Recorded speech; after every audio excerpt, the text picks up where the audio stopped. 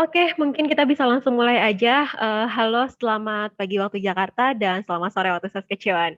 Terima kasih kepada teman-teman semua yang telah join kembali webinar seri Salak Education Consulting, salah satu agen pendidikan yang membantu student Indonesia dan memiliki pengalaman lebih dari 20 tahun. Kami telah bekerja sama dengan lebih dari 1.000 universitas dan juga college di 4 negara, yaitu Kanada, US, UK, dan juga Australia. Webinar Salak Education pada hari ini, Sabtu 20 November 2021, mengundang salah satu student Salak Ed yang sedang studi di Kanada. Halo Flo, apa kabarnya? Hai semuanya, selamat pagi waktu Indonesia dan kabar baik Kak Tasya. Kak Tasya apa kabar? I'm doing great, thank you Flo. Ini mungkin sore atau malam ya di waktu Saskatchewan ya Flo ya? Sudah malam sih Kak, sekitar jam Udah 9 malam. lah. Oke, jadi Florence saat ini studi di University of Saskatchewan yang berlokasi di Saskatchewan. Ini salah satu kota yang cukup terkenal di Saskatchewan, tapi Saskatchewan sendiri ibu kota provinsinya adalah Regina. Nah, dikenal juga dengan nama USAS atau Universitas Saskatchewan ini salah satu public university atau perguruan tinggi negeri. Mungkin kalau di Indonesia lebih sering dikenal dengan PTN ya atau Universitas Negeri yang memiliki reputasi yang baik dan memang banyak siswa internasional yang studi di sana. Rankingnya pun juga nggak main-main nih, masuk ke top 10 the best university in Canada. Luas kampusnya juga sangat besar sekali dan tentunya kotanya nyaman untuk dijadikan tempat studi. Sebelum memulai sharing experience dari Flo, mungkin aku sedikit kasih reminder aja untuk semua partisipan. Kami merekomendasikan untuk menggunakan headset dan juga headphone agar suara dari pembicara terdengar lebih jelas. Dimohon untuk tetap mute juga hingga sesi tanya jawab. Recording akan kami upload di YouTube kami di Salak Education Consulting. Jadi jika ada yang ingin menanyakan mengenai materinya, ingin menerima materinya, boleh nanti ditonton aja di YouTube kami. Jika nanti di tengah-tengah penjelasan dari pemateri ada yang ingin ditanyakan, silahkan untuk langsung drop question kalian di kolom chat atau di fitur chat dari Zoom ini. Pastikan untuk tetap stay tune hingga akhir acara karena semua pertanyaan akan dijawab oleh speaker di akhir acara. Karena tadi belum sempat kenalan nih. Perkenalkan dulu, nama saya Tasya. Saya di sini yang akan memandu webinar seri Salak Education hari ini. Di awal tadi udah saya panggil ya. Nanti tadi ada Florence yang akan memberikan sharing experience selama studi di Kanada. Nah, berikut agendanya yang akan di-sharing oleh Flo, mulai dari kenapa pilih Kanada, kenapa Universitas Saskatchewan, dan nanti akan memberikan tips and trick mengenai studi di luar negeri. So, without any further ado, please welcome Flo and the stage is yours. Hai semuanya, selamat pagi, salam kenal. Perkenalkan nama aku Florensita Budiman, biasa dipanggil Florence. Aku mahasiswa di University of Saskatchewan, majoring in Bachelor of Commerce, dan aku alumni dari SMA Budi Mulia Bogor. Oke, untuk alasan pertama nih, pertanyaan paling questionable yang paling ini ya Kak, paling luas, why study in Canada. Sebenarnya banyak banget pilihan-pilihan negara, nggak cuma Kanada aja buat studi ke luar negeri, tapi kenapa pilihnya Kanada? Karena nomor satu, Kanada tuh terkenal dengan banyak banget international student yang datang ke Kanada, karena memang banyak banget university yang bagus, banyak banget top university yang terkenal di dunia, dan Kanada ini tuh punya salah satu kayak apa ya Kak, highly rank tapi tetap affordable tuition compared to kayak UK, US, Australia. Dan ini tuh pendidikannya oke banget menurut aku. Dan kalaupun dicek di banyak kayak QS World Ranking dan lain-lain, Kanada tuh lumayan banget kayak highly top dan banyak banget masuk di top-top university. Kayak misalnya ada UBC, University of Toronto, terus ada juga University of Calgary, ada Waterloo juga. Jadi emang banyak banget dan terkenal-terkenal banget. Boleh next kata Tasya? Nah, baru nih, specifically lagi, kenapa pilihnya USask? Jadi kayak tadi kata sudah bilang, kenapa sih pilihnya USask? Karena mungkin agak sedikit asing di telinga kita semua. Saskatchewan tuh, waduh, kayaknya emang ini banget ya, out of nowhere banget, kayak mungkin baru-baru pertama kali dengar. Tapi Saskatchewan sendiri tuh lokasinya persis di tengah-tengahnya Kanada banget. Jadi setengah dari Vancouver ke arah tengah, dan setengah juga dari Toronto, jadi persis di tengah.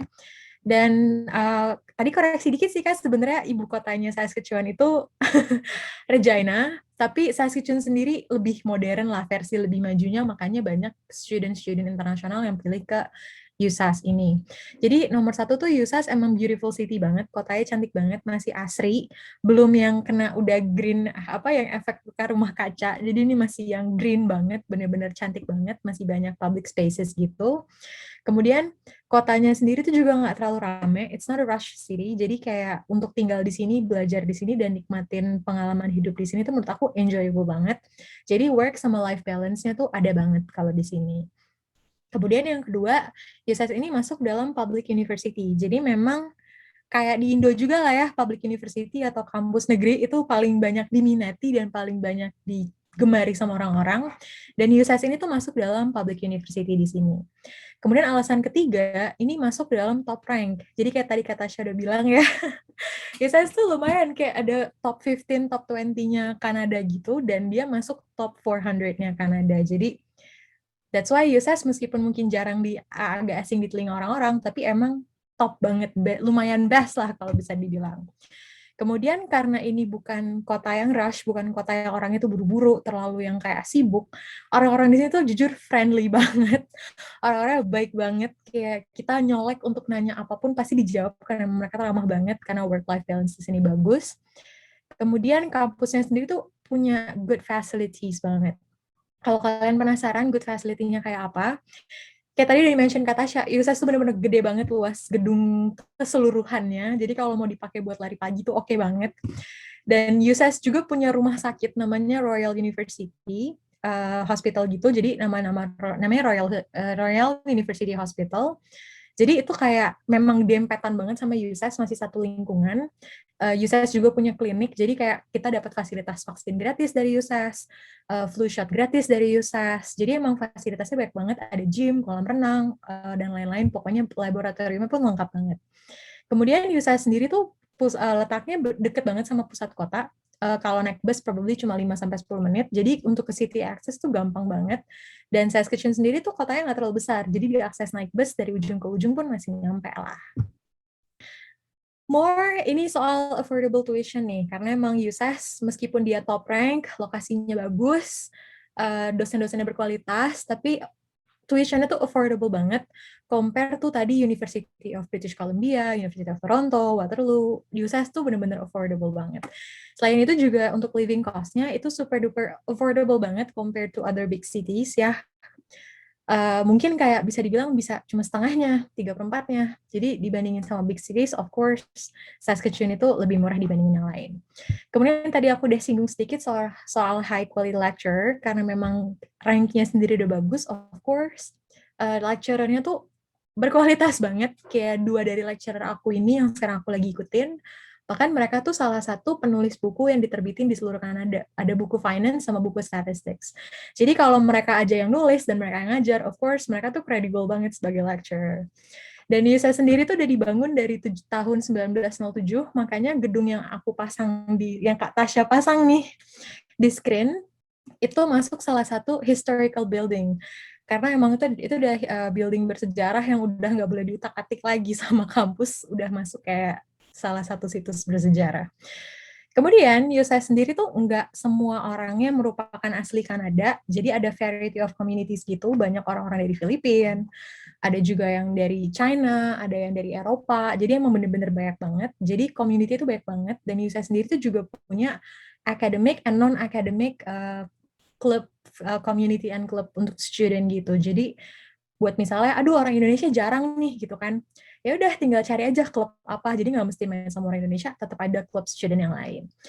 Dan yang paling akhir, USS itu benar-benar good environment banget. Kenapa good environment? Emang kampusnya sebagus itu, kampusnya sehijau itu, jadi jalan kaki dari gedung yang satu ke gedung yang lain tuh enjoy banget, environment-nya bagus banget, orang-orangnya juga international minded banget, mereka open minded. Jadi emang dari segi lingkungan, segi belajar, dan lain-lain, USS tuh support banget buat student. Gitu. Kemudian, experience studying commerce. Sebenarnya jujur banget nih, experience tuh banyak banget ya, kalau disebut satu-satu nggak selesai. Cuma dari yang aku udah alamin itu, ada 3 nih yang udah aku alamin sebagai Bachelor of Commerce student nih. Yang pertama, USS itu ada namanya nyediain commerce elective courses. Jadi kalau commerce elective courses ini mata kuliah wajib yang memenuhi syarat untuk lulus sebagai Bachelor of Commerce. Nah, sukanya aku si Bachelor of Commerce ini tuh spesifik banget di bidang commerce. Misalnya kayak human resource aja tuh dibagi jadi dua. Ada benar-benar human resource management sama satu lagi organizational behavior. Atau kayak statistik. Statistik itu mungkin yang aku dengar dari beberapa kampus lain, statistik itu cuma dibagi jadi kampus statistik tahun pertama, tahun kedua, dan tahun ketiga. Kalau di USAH, statistik ada kalkulus, trigonometri lagi kita belajar, peluang-peluangan lagi kita belajar. Jadi benar-benar semua dibagi jadi sub-sub kecil, jadi kita benar-benar lebih concentrate belajarnya dan lebih paham sama apa yang lagi dipelajarin kayak gitu. Kemudian yang kedua ada non-commerce elective. Nah, kalau ini sama mata kuliah wajib, tapi nggak boleh sama sekali kita ngambil mata kuliah yang berhubungan dengan commerce. Kemarin aja aku ngambil, untuk tahun ini aku ngambil mata kuliah bahasa Perancis sama aku ngambil psychology. Nah, kenapa aku bilang ini experience? Karena kita benar-benar ketemu sama mahasiswa dari jurusan lain, dari fakultas lain, dari angkatan lain, dan itu benar-benar buka relasi banget. Aku yang selama ini temenan cuma sama teman commerce, di luar non-commerce aku dapat teman dari yang ngambil kinesiology, ngambil psychology, ada juga yang ngambil engineering and science, bahkan ada yang ngambil education. Jadi bener-bener itu experience banget, kita tukar pikiran, ngobrol sama teman-teman baru, kayak kita gimana sih caranya collaboration sama teman-teman yang di luar, yang topiknya itu aja seputar commerce. Kemudian yang ketiga ini, yang paling experience yang nyata banget di USS itu ada academic sama non-academic students club atau community. Akademiknya sendiri tuh banyak banget, kayak tadi aku misalnya ngambil commerce tuh ada kayak misalnya klub belajar statistik, klub belajar accounting, atau klub belajar lain-lain. Non-akademik kan lebih banyak lagi, kayak misalnya ada perkumpulan mahasiswa Asia, perkumpulan mahasiswa European, atau misalnya kayak sport di bidang sport dan lain-lain. Dan jujur banget nih, sportnya itu menarik banget. Kita USS tuh punya namanya Huskies Club. Nah, Husky ini tuh kayak di bidang olahraga benar-benar terkenal banget, dari mulai main kayak American football, ice hockey. Jadi kayak pengen join sih, kayaknya bisa nambah relasi banget dari situ. Boleh di next, Kak Tasya? Nah, seputar living in Saskatchewan, mungkin tadi banyak yang penasaran, katanya, aduh Saskatchewan tuh baru denger nih, Saskatchewan asing banget nih di telinga, gitu kan.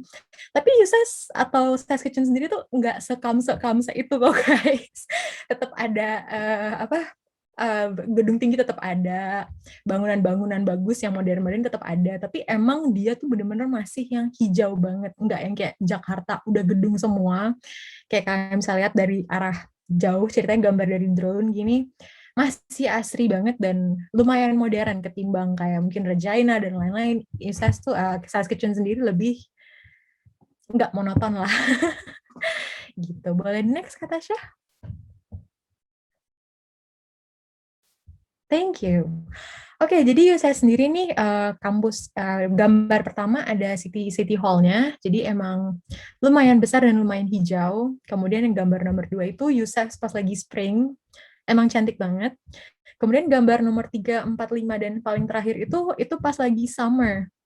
Kemarin puji Tuhan aku ngerasain summer di sini, lumayan panas, perih sedikit di kulit. Kayak terik banget aja, tapi emang menurut aku kotanya cantik. Kotanya tuh bukan kota yang terbelakang, tapi emang masih asri. Jadi untuk student tuh kayaknya kalau untuk belajar banyak banget tempat-tempat untuk kayak refreshing, duduk di taman, ngerjain tugas di taman. Jadi emang banyak banget tempat-tempat yang oke banget. Tapi Saskatchewan juga punya mall kok. Di sini ada 4 mall, ada di utara, selatan, ada 5 berarti, utara, selatan, barat, sama timur, sama di city center-nya sendiri.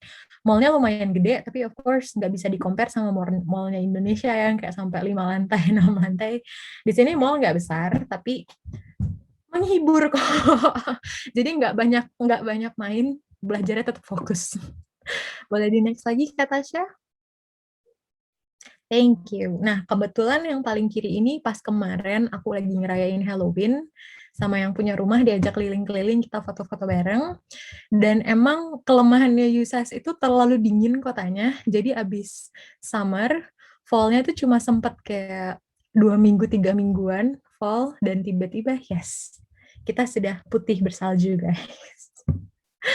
Tapi ini juga ada foto busnya. Emang di sini tuh convenient banget kendaraan umumnya. Kita di sini kendaraan paling utama itu sebenarnya bus untuk international student.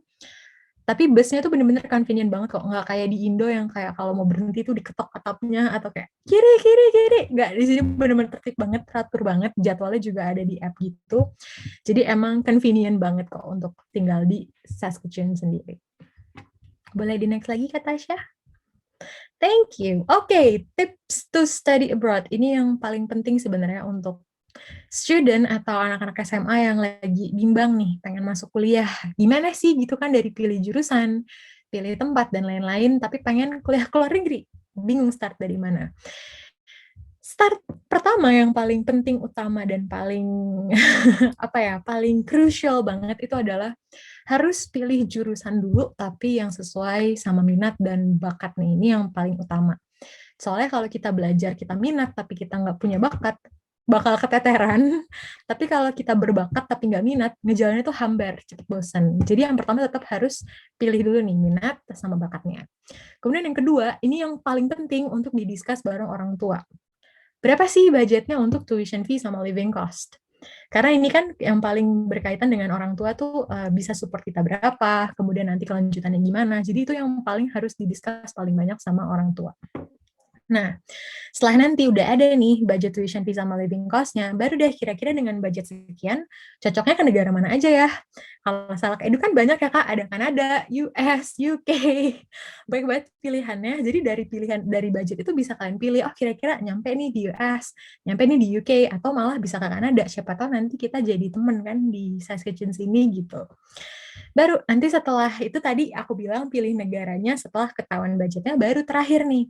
Setelah ada jurusan, setelah udah ada budget, setelah ada kira-kira negaranya mau kemana, kalau kira-kira antara UK, US, Kanada, langsung deh telepon Kak Tasya. Kak Tasya, aku mau cari jurusan ini dong, budgetnya sekian. Aku maunya di Kanada ya, Kak. Nah, nanti Kak Tasya langsung kasih list-list kampusnya apa aja. Nah, nanti kalau udah dikasih kampus listnya, biasanya bakal dibantu sama Kak Tasya soal detail-detail kampusnya, kayak lebih spesifiknya berapa biayanya, berapa budget tinggalnya, dan spesifikasinya bakal dibantu sama Salak Edu. Itu sama kayak aku kemarin, pertama kali banget ngubungin Kak Tasya, udah langsung ngomong ya, Kak Tasya, aku pengen jurusan commerce, Kak. Tapi tuition fee-nya aku cuma punya sekian, Kak. Langsung kemarin sama Kak Tasya dikirimin PDF, kayak berapa belas university, dikasih kelebihan sampai dikompres, akhirnya kepilihlah kampusnya Yesas, kayak gitu. Oke, ini yang paling crucial banget yang biasanya orang tua suka nanya. Oke, kalau kuliah ke luar negeri nih, berapa sih budgetnya gitu kan? Untuk ke USAS sendiri, sebenarnya USAS itu tuh tipe kampusnya lumayan unik ya. Jadi kita pilih sendiri mata kuliah yang kita mau ambil. Kalau di Indonesia atau di beberapa negara lain, mungkin 1 tahun udah ada programnya mata kuliah apa aja. Kalau di USAS kita boleh pilih mata kuliah mau ambil yang mana duluan. Nah, setiap mata kuliah itu tuh dibagi jadi 14 kategori, dan tuitionnya pun beda-beda. Ada yang murah, ada yang lebih mahal, ada yang sedang. Jadi emang sebenarnya up and down banget. Kebetulan tahun ini aku ambil 12 mata kuliah full, tuitionnya beragam, ada yang kategori 1, kategori 4, kategori 8, dan tuitionnya itu berada di sekitaran di 25.000 sampai 30.000 dolar Canadian dollar per year untuk 12 mata kuliah. Sebenarnya sendiri Kanada tuh pasang target ya, per tahun itu siswa di angka sekitar 10 mata kuliah per tahun. Jadi mungkin kalau di biaya sekitar 25 ribuan Canadian dollar. Tapi memang data Kanada itu lumayan santai. Jadi kalau misalnya kita mau ngambil cuma 6 mata kuliah per tahun, bisa. Mau ngambil 8 juga bisa. Kalau ngebut kayak aku 12 juga bisa sebenarnya. Jadi tuitionnya itu sebenarnya basically tergantung berapa yang diambil dan tergantung mata kuliah apa. Tapi dari total keseluruhan yang aku alami sendiri, berkisar 10 sampai 12 mata kuliah, itu tuition fee-nya berada di sekitar 25.000 sampai 30.000 Canadian dollar. Nah, tapi ini untuk Bachelor of Commerce ya, karena emang beda lagi kalau misalnya mau jurusan lain. Biasanya sih kalau aku tahu, kalau kayak Bachelor of Science, harganya mungkin sama kayak Commerce. Kalau Bachelor of kayak specifically mungkin lebih ke kayak engineering-nya atau misalnya kayak dokter, nurse, nah itu lebih mahal lagi. Tapi kalau Bachelor of Arts kayak psychology, education dan lain-lain, mungkin dia lebih murah lagi harganya. Jadi emang benar-benar depends banget. Kemudian groceries and meals. Jadi sebenarnya ini balik lagi ke anaknya sih sebenarnya, tapi range-nya mungkin di sekitar 350 sampai dengan 500 Canadian dollar per month.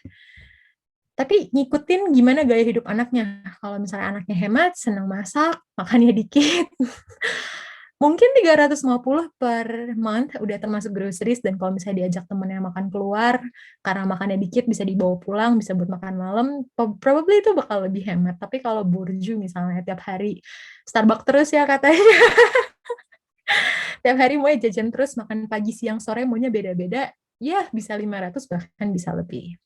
Kemudian accommodation, sebenarnya USS itu memang lebih murah dibandingin kota-kota lain. Jadi untuk accommodation sendiri itu masih di sekitaran 550 sampai dengan 800 Canadian dollar per month. Tapi depends nih, karena accommodation yang aku pasang ini untuk accommodation di luar sekolah. Jadi ada yang kayak aku nih, aku sistemnya sewa rumah atau bisa dibilang modelan kayak kos-kosan lah bahasa kasarnya. Cuma kalau kos-kosan kan kita cuma diem di kamar. Tapi kalau aku tuh bisa akses ke dapur, aku bisa akses ruang tamu. Kalau aku punya tamu boleh bawa ke rumah. Terus lebih kayak homestay lah. Jadi kita tinggal sama model kayak ada parents di sini. Jadi mungkin orang tua juga ngerasa lebih, aduh enak deh, seenggaknya ada yang merhatiin anak gue nih kalau di luar gitu kan. Nggak sendirian-sendirian amat kalau sakit. Cuma kalau misalnya maunya apartemen, modelan studio yang kamar mandi dalam, pasti bakal lebih mahal, bisa 800 lebih kayak gitu. Kemudian transportation-nya sendiri itu sekitar $80 per month, itu udah bisa akses bus kemana aja sebulan. Tapi kalau kalian jadi mahasiswa USAS, kalian akan sangat beruntung tidak usah mengeluarkan si $80 ini. Kenapa? Jadi nanti bakal ada ditagih dari uang sekolah, udah termasuk dari tuition fee, itu sekitar $85 kita di charge dari sekolah, tapi $85 itu buat selama 1 semester, dan itu bisa kemana aja. Jadi kalau lagi misalnya, aduh bokeh nih, akhir bulan, tengah bulan, ya keliling aja naik bus dari ujung sampai ujung, busnya gratis kok. Kan juga kalau bete di rumah, nggak pengen makan, nggak pengen belanja, lagi males ketemu siapa-siapa, aku cuma naik bus ganti-ganti aja sampai sore, nanti pulang lagi sampai rumah, kayak gitu. Mumpung busnya gratis, kita manfaatkan guys. Boleh next lagi kata Tasya. Oh udah, ternyata sampai situ doang. Seru banget Thank you kalau udah Natasha. ceritanya dari Flo. Oke teman-teman, boleh silakan bagi yang ingin bertanya bisa langsung diketik di kolom chat, dan juga bisa kalau ada yang pengen di on mic gitu ya, pengen langsung diskusi sama Kak Florence, boleh di raise hand dulu, nanti saya yang akan memilih siapa yang mau bertanya gitu. Ini ada yang langsung bertanya nih di kolom chat Flo, boleh suhu di sana maksimal dan minimumnya berapa Flo? Untuk suhu maksimal nih dari Kak Jeffrey. Oh, Om Jeffrey. Pak Jeffrey, dari Pak Jeffrey pertanyaannya. Suhu di sana max dan minnya berapa? Kalau max-nya jujur belum pernah ngerasain nih, karena pas aku datang tuh udah peralihan antara summer ke fall.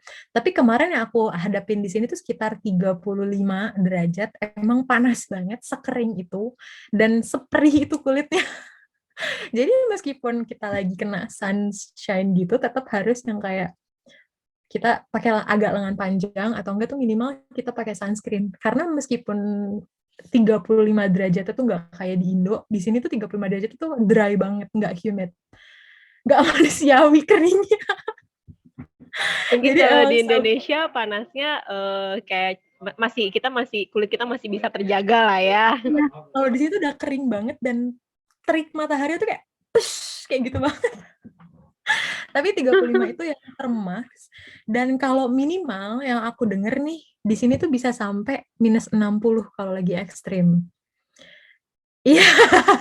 Wow. Ini kebetulan minggu depan udah mulai masuk minus 23, minus 20, udah hampir minus 30 nih minggu depan. Cuma kalau normally winter Januari itu di minus 40, tapi kalau emang ekstrim itu minus 50 sampai minus 60. Buat sekarang banget nih, itu lagi di minus belasan. Tapi emang karena kita nggak punya gedung tinggi, jadi kalau ada angin tuh, wush, gitu kan. lebih dingin lagi feels like-nya. Jadi itulah yang bikin anak-anak SES itu cepat gendut karena nggak keringetan. Salah satu tipsnya, salah satu trik sendiri ya Flo ya, biar gini ya, nggak yang kedinginan banget ya. Iya, nah kalau untuk hari ini itu maksimalnya lagi di -7, minimalnya lagi di -19 Om. Jadi udah lumayan menguras mental. Oke, thank you Flo jawabannya. Kita langsung masuk ke next question. Itu juga pertanyaannya. Nah, Kak Flo pernah nggak ngalamin kendala selama kuliah di luar negeri? Pasti dong. Judulnya aja udah Banyak belajar. challenge ya. Yang pasti challenge nomor 1 tuh dari bahasa. Karena Inggris kan bukan mother tongue kita. Inggris juga kan bukan, apa namanya, bukan inilah ya, first language. Jadi pasti kendala nomor 1 tuh bahasa. Bahkan dulu aku punya pengalaman kayak di Indo tuh udah ngerasa Inggris udah cas. Dan dihadepin sama lecture, dia ngomong panjang lebar, aku cuma cengok doang. Ini orang ngomong apa? Tapi karena lama-lama terlatih, lama-lama juga banyak discuss, jadi lama-lama juga pasti bisa. Terus kendala nomor 2 tuh lebih ke arah homesick sih, kayak biasanya di rumah kan kalau di Indo bangun pagi, meja makan udah tertata rapi, "Flo makan udah pagi," mandi tinggal buka baju taruh di keranjang. Kalau di sini ngurus makan, makan sendiri, kalau nggak masak ya harus mengeluarkan uang lebih, kalau misalnya mau beberes juga semua harus ngerjain sendiri. Dan yang terakhir, itu homesick di kangen makanan Indonesia. Karena emang SES ini tuh jarang banget orang Indonesianya, bisa dihitung pakai jari. Jadi restoran Indo dan supermarket Indonesia tuh nggak ada. Jadi kayak sedikit ngerasa homesick sama kangen-kangen makanan Indo. Jadi challenge-nya adalah harus bisa masak sendiri dan mencari substitusinya supaya tetap bisa memenuhi hasrat ingin makan ketika itu nggak ada di sini. Kayak gitu kata Tasya.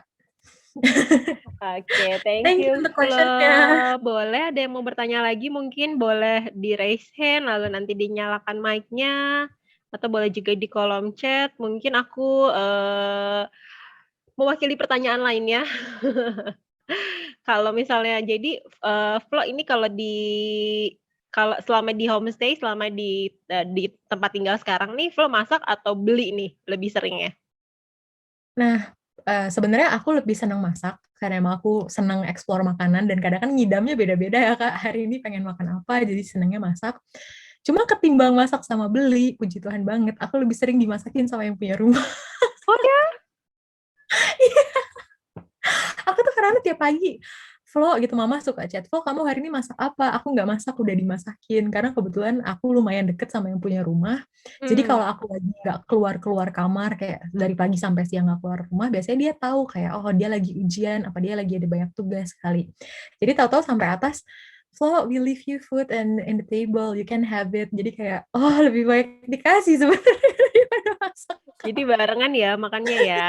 Jadi Iya, mungkin tapi kalau buat parents-parents sebenarnya mungkin nggak perlu nggak mungkin ya nggak perlu mengkhawatirkan lah ya karena sometimes masih ada banyak orang baik kan yang masih mau bantuin kita gitu. Tapi ketimbang beli emang aku lebih prefer masak karena Masak ya. emang kalau masak kan kita bisa adjust sendiri ya, lagi pengen nasi goreng tinggal masak, lagi pengen apa tinggal masak. Kalau beli jujur jauh lebih mahal juga dan harus cari restorannya sih apa yang pengen kita makan kayak gitu kan. Jadi mahal lah Kak intinya. Oke, thank you Flo. Boleh teman-teman ada yang mau ditanyakan lagi? Mungkin Saskatchewan terlihat seperti maksudnya mungkin orang stereotype tentang Saskatchewan mungkin ini ya masih belum banyak orang yang tahu stereotipnya jadinya kayak wah ini area yang dingin gitu kan pasti kayak seolah-olah all year itu pasti winter gitu kan. Padahal enggak juga ya. Jadi mungkin di sini sedikit dikasih klarifikasi oleh student yang memang ngalamin langsung kuliah di Saskatchewan nih gitu kan. Secara kotanya pun juga memang enak. Mungkin kurang lebih kayak Jogja nggak sih Flo? Bisa Kotanya? dibilang tuh kayak Surabaya kali ya Oh Kak. gitu. Jadi lebih maju, jadi nggak yang Mhm, tradisional-tradisional banget, dia masih mhm, maju, tapi emang mhm. orang-orang karena bukan kota yang sibuk, orang-orangnya tuh juga santai gitu loh Kak. Oh, I Ya orang-orangnya see. tuh cenderung antara hidup work sama life-nya itu bener-bener balance banget. Balance Jadi ya. mereka tuh lebih yang ini banget gitu, kayak enjoy life banget kayak gitu. Cuma emang kayak tadi kata Tasya bilang, orang bilangnya, oh Saskatchewan ini dingin banget. Sebenarnya enggak juga. Kalau lagi peralihan antara spring, kayak misalnya lagi musim semi, itu sebenarnya hangat, enggak hangat sih, tapi misalnya perfect lah suhunya di antara 10 sampai 15, 10 sampai 20. Jadi enak sepoi-sepoi adem gitu kan, tapi nggak panas. Kalau lagi fall juga enak, dinginnya masih dingin yang, maksudnya dingin tapi nggak yang panas dan nggak yang dingin yang kayak sampai menggigil gitu. Masih enak, masih sepoi-sepoi, pakai baju biasa masih bisa jalan-jalan. Cuma emang kalau lagi winter aja sih dia ekstrim, karena mungkin dia secara geografis dekat ke North Pole, terus ya geografisnya nggak deket pantai, nggak deket laut, lebih ke daerah pegunungan, jadi emang agak sedikit lebih dingin aja gitu kata Tasya. Oke, thank you. Kalau ini ada yang direct message ke aku, ada yang nanya katanya apa aja sih sebenarnya jadi apa aja yang harus disiapkan kalau misalnya mau studi di Kanada. Mungkin aku mau sedikit kasih tambahan dulu nih, Flo, kasih jawabannya sedikit dulu. Dari segi dokumen sebenarnya yang disiapkan adalah IELTS, lalu fotokopi dokumen ijazahnya atau dan juga transkrip atau raport dan juga yang pastinya paspor. Nah, mungkin dari Flo sendiri boleh menambahkan tips-tips lainnya atau yang perlu disiapkan kalau mau studi di luar negeri, Flo. Silahkan. Thank you Kak Tasya. Yang pasti tadi sesuai yang Kak Tasya bilang, nomor satu yang harus disiapin itu IELTS, bahasa Inggris dulu yang nomor satu harus disiapin. Kenapa? Karena Kanada tuh English-based country, jadi di sini tuh first language-nya Inggris. Of course, jadi harus minimal untuk basic-basic bahasa Inggris bisa lah buat sekedar komunikasi aja gitu kan. Terus nomor dua, yang pasti harus lulus SMA dulu. Bener nggak Kak? Harus lulus SMA dulu, baru tetap bisa lanjut. Terus nomor tiga dan selanjutnya yang pasti seperti kayak budgetnya, kemudian persiapan mentalnya juga harus ada. Kalau mentalnya nggak ada, jujur banyak banget yang berguguran karena mentalnya kurang. Sama yang terakhir mungkin lebih ke apa ya, lebih ke support kali ya. Karena kalau misalnya nggak ada support, kita sebelum berangkat, itu persiapannya udah gugup duluan. Nah, dari Salak Edu ini aku dapat support banyak banget. Kayak waktu kemarin karantina juga, Kak RH udah, ya udah Val, nggak apa-apa, di Toronto aja. Kalau misalnya ada apa-apa nanti kita bantuin. Jadi karena udah ada supportnya, perasaan mau perginya tuh makin euforia. Aduh, gak sabar pengen jalan. Sama yang terakhir yang pasti yang harus disiapin tuh, kalau di Indonesia mungkin kita lebih ke comfort zone ya, main sama dia-dia aja. Nah, yang harus disiapin paling akhir tuh gimana cara kita buka komunikasi baru sama orang yang beda budaya, yang beda bahasa, yang beda latar belakang, supaya kita bisa tetap berkomunikasi lah sama orang-orang di sini gitu loh. Nggak yang jadi mentang-mentang nggak ada orang Indonesia, jadi cuma diem di kamar, ngurung di rumah, nggak kemana-mana. Kayak gitu kata Tasya. Iya, banyak kok yang bilang juga, student-student kita juga banyak yang bilang kalau misalkan pas nyampe Kanada gitu ya, atau studi ke luar negeri, kita pas datang tuh jangan hanya bergaul dengan orang Indonesia gitu loh. Mungkin boleh dicari komunitas Indonesianya, tapi mungkin pas kayak kita mau cari network untuk kerja gitu ya dan segala macam, kita jangan hanya bergaul dengan orang Indonesia. Terus ini ada next question lagi, ini seputar scholarship atau beasiswa. Nah, ada beasiswa apa aja sih Kak yang dibiayai sampai lulus? Flo mungkin mau nambahin dulu, silakan Flo. Kalau dari aku sih sebenarnya nggak banyak informasinya, karena yang aku tahu tuh kalau beasiswa itu banyak kan dilihat dari prestasi. Jadi misalnya nilai UN atau nilai ijazah minimal sekian, nah itu bisa daftar scholarship. Tapi kalau untuk full dan sampai lulus sih aku kurang tahu ya, karena yang aku tahu cuma berdasarkan grading aja. Kalau untuk tahun pertama dilihat dari nilai UN, tahun kedua, tiga, dan seterusnya dilihat dari GPA per tahunnya. Kayak gitu sih kata Tasya. Iya. Jadi, kalau di Kanada sendiri secara untuk full scholarship-nya mungkin tidak semelimpah di Jepang ya. Jadi kalau Kanada memang sangat terbatas sekali untuk yang full scholarship. Ada yang program dari Kementerian Keuangan, ada yang namanya LPDP, tapi memang secara persyaratan sulit dan, untuk pendaftaran pun sangat kompetitif sekali. Lalu, untuk di Kanada sendiri, beberapa universitas dan college itu mereka menyediakan beasiswa, tapi memang tidak se-full atau 100%, paling biasanya hanya di entrance scholarship itu sekitar 2.000 sampai 5.000 Kanada dolar. Ada juga yang tahun-tahun selanjutnya nanti kita apply lagi, kita daftar lagi berdasarkan nilai rata-rata kita selama kuliah di semester 1 dan semester 2-nya. Dan berlanjut gitu ya, kalau misalnya mau tahun ketiga berarti sesuai dari tahun keduanya. Nah itu tergantung sama teman-teman juga, jadinya ya kebanyakan dilihatnya dari GPA atau rata-rata rapot atau rata-rata nilai pada saat kuliah. Oke, ada lagi yang mau ditanyakan mungkin? Oh, mungkin tadi tambahan soal Boleh? scholarship, Kak. Jadi bagusnya Kanada tuh scholarship-nya nggak langsung kayak ditolak, iya atau enggak gitu, diterima apa ditolak. Tapi tergantung GPA. Jadi kalaupun misalnya diterima, nominalnya meskipun nggak gede masih dapat gitu kan. Kalau bagus banget nominalnya makin tinggi. Jadi nggak yang bener-bener yes or no, tapi lebih ke depends kamu dapetnya berapa. Kayak gitu. Dan selama kita bisa mempertahankan nilainya ya Flo ya, jadi semakin besar juga Naik terus kesempatan lah kita Anda. untuk dapetin scholarship-nya. Tapi yang pasti kalau misalnya ingin bertanya scholarship itu memang sangat terbuka lebar, tapi memang di Kanada cenderung scholarship-nya tidak yang full ya, tidak seperti negara-negara lainnya mungkin seperti Jepang yang memang sangat berlimpah gitu kan full scholarship-nya. Oke, ini ada yang direct message juga ke aku, Flo. Flo ini, Kak Flo, mungkin kalau boleh di-comparing, jadi sebenarnya antara homestay sama dormitory ini, atau asrama mungkin ya, itu kira-kira enaknya, baiknya tuh di mana nih gitu? Nah, sebenarnya kalau menurut aku pribadi untuk first year ya, untuk yang masih buta banget sama Saskatchewan, yang masih kayak, aduh nggak tahu nih kemana-mana, sebenarnya aku lebih prefer kamu untuk tinggal di dorm. Kenapa? Karena dorm ke kampus tinggal jalan kaki. Kemudian keuntungan nomor dua, dorm itu udah disediain makanan. Jadi udah nggak perlu masak, udah nggak perlu beli, karena di-provide lah mealnya dari dormnya sendiri. Jadi untuk bener-bener yang masih first year, yang bener-bener masih yang kayak aduh masih pertama kali nih ngerasain tinggal sendirian, masih yang jet lag kan, masih yang homesick kan, menurut aku perfect banget di dorm. Cuma kelemahannya dorm itu menurut aku pribadi kalau kita benar-benar tinggal di sebelah kampus itu jujur menurut aku tingkat stresnya lebih tinggi. Jadi kayak hidup tuh 24/7 isinya kampus semua. Terus nomor dua, mungkin kayak tadi aku bilang ya, kayak kita kan kalau makan ngidam-ngidaman lah ya. Tapi kalau di-provide dari sekolah kan mungkin, apa yang udah dimasakin, ya itulah yang harus kita makan. Kalau kita mau jajan di luar, pengeluaran tambahan. Tapi secara keseluruhan sih sebenarnya kalau dari segi biaya sama aja sih, karena kalau misalnya tinggal ditambah makan, kalau di total ya sekitar segitu-segitu juga harganya. Tapi memang, kalau kita tinggal sendiri kan bisa di-adjust ya, kalau, oh kita makan lebih sedikit, berarti pengeluaran lebih hemat. Kalau dari kampus, udah segitu aja stuck, jadi nggak bisa kurang.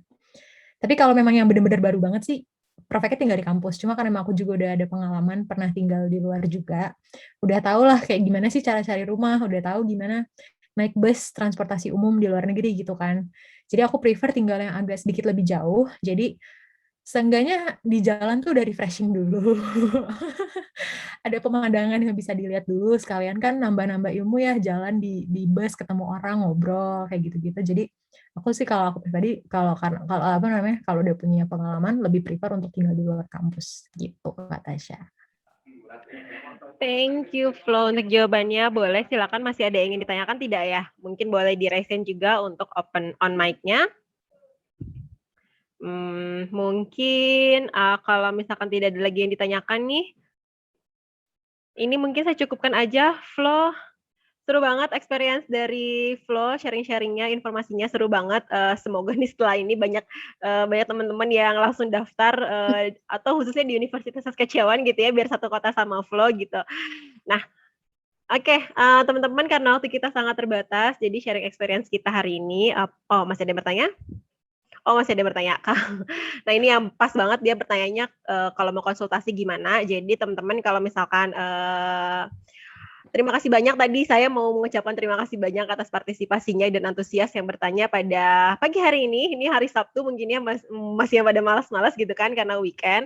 Tapi terima kasih banyak udah join dan udah berpartisipasi di webinar Salak Education hari ini. Jangan lupa untuk tetap update untuk informasi mengenai kuliah di luar negerinya dengan follow social media kita, ada Facebook Kuliah Kanada, ada Instagram @salak_ed, dan juga jika ingin nonton webinar series kami sebelumnya bisa dicek langsung di YouTube kami, Salak Education Consulting. Setelah acara ini berakhir, jika ada yang konsultasi lebih lanjut, bisa kontak konsultan kami di 0878 2066 7883 atau boleh di screenshot aja, nanti mungkin barangkali berguna untuk menghubungi kami selanjutnya. Atau boleh juga jika ada yang ingin baca-baca artikel kami di website kami, simple dan mudah diingat, kuliahkanada.com. Flo, thank you very much untuk sharing experience-nya, seru banget. Sekali lagi terima kasih banyak teman-teman semuanya. Have a good day and stay safe. Makasih semuanya. Selamat pagi and have a great day. Thank you, Flo. Sama Kak Tasya.